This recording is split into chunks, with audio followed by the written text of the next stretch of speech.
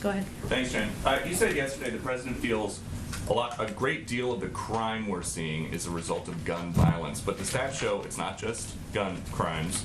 So why does the president think there's been a 30% increase in car thefts in D.C., 47% increase in robbery in New York City, or a 98% increase in rapes in Atlanta?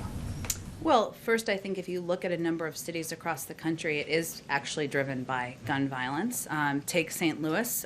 In 2021, 96% of homicides where the instrument is known were committed using a firearm. In New York City, from March 2020 to March 2021, shooting incidents have jumped 77%.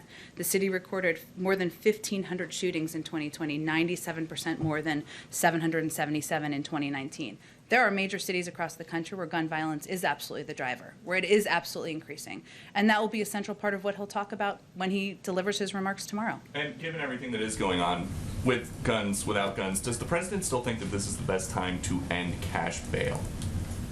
I don't think I have any new position on that for you, but I'm happy to check and see if there's anything more to report. So his stated position from his website, which is that basically end cash bail, he wants to lead a national effort to end cash bail and reform the pretrial system, that stands? I don't have a new position for you, but I'm happy to check for you. And so for people who are watching who might be worried about a rise in crime, what does the president think is a deterrent to committing a crime if there's no cash bail in place? Well, let me give you just a sense to the degree I can, because we're still finalizing the specifics.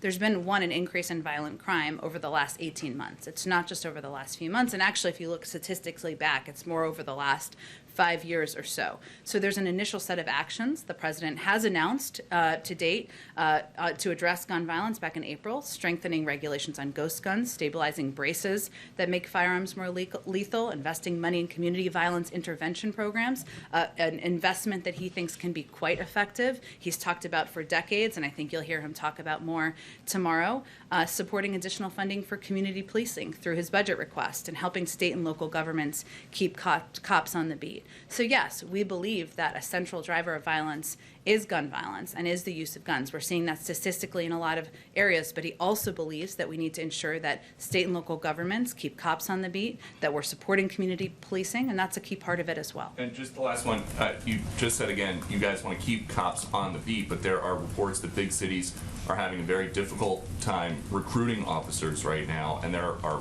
many other reports that morale is at an all-time low in big police departments. So why does the president think that there's low morale with police officers on the beat?